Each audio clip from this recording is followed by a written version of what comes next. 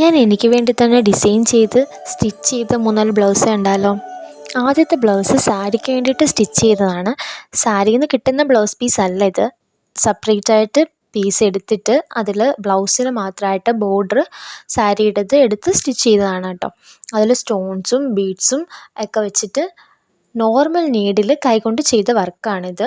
അത് ഫ്രണ്ടിലും കൈക്കും അതുപോലെ തന്നെ ബാക്കിൽ ബോഡിയിലും ഒക്കെ കൊടുത്തിട്ടുണ്ട്. പ്രിൻസസ് കട്ട് ബ്ലൗസാണ് ചെയ്തിരിക്കുന്നത്. ബാക്ക് ഓപ്പൺ ആണ് ചെയ്തിരിക്കുന്നത്. എനിക്ക് ഒരുപാട് ഇഷ്ടപ്പെട്ട് ചെയ്തൊരു വർക്കാണ് കേട്ടോ ഇത്. കല്യാണ സാരിയിൽ ചെയ്ത വർക്കാണ്. ഒരുപാട് ഇഷ്ടമുള്ളൊരു വർക്കാണ് കേട്ടോ ഇത്.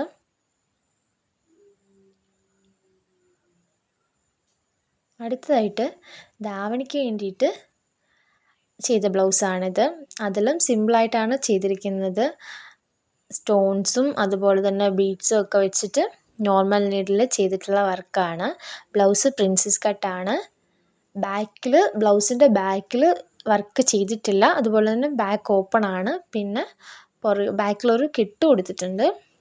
അത്ര മാത്രമേ ഉള്ളൂ. പിന്നെ മൂന്നാമത്തെ ബ്ലൗസ് എന്ന് പറയുമ്പോൾ ധാവണിക്ക് വേണ്ടിയിട്ട് എടുത്ത പാവാടയിൽ നിന്നും ബാക്കി കിട്ടിയ പീസിന് ചെയ്തൊരു ബ്ലൗസാണ് കേട്ടോ. അതും പ്രിൻസസ് കട്ട് ബ്ലൗസാണ് ചെയ്തിരിക്കുന്നത്. അതിന് ഫ്രണ്ട് നെക്കിൽ പകുതി വരെ വർക്ക് കൊടുത്തിട്ടുള്ളൂ. പിന്നെ സ്ലീവിൽ കൊടുത്തിട്ടുണ്ട്. സ്ലീവ് ആണെങ്കിൽ പഫ് സ്ലീവ് ആണ് ചെയ്തിരിക്കുന്നത്. ബാക്കിലൊരു കെട്ടും കൊടുത്തിട്ടുണ്ട്.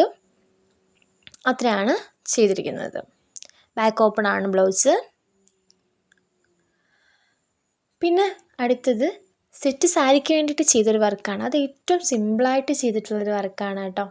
അതിലും സ്റ്റോൺസും ബീഡ്സും ഒക്കെയാണ് യൂസ് ചെയ്തിരിക്കുന്നത്. അതും ബാക്കിന് കഴുത്തിന് ഡിസൈൻ കൊടുത്തിട്ടില്ല. ഫ്രണ്ട് കഴുത്തിന് പകുതി വരെ ഡിസൈൻ കൊടുത്തിട്ടുണ്ട്. പിന്നെ സ്ലീവിനും കൊടുത്തിട്ടുണ്ട്.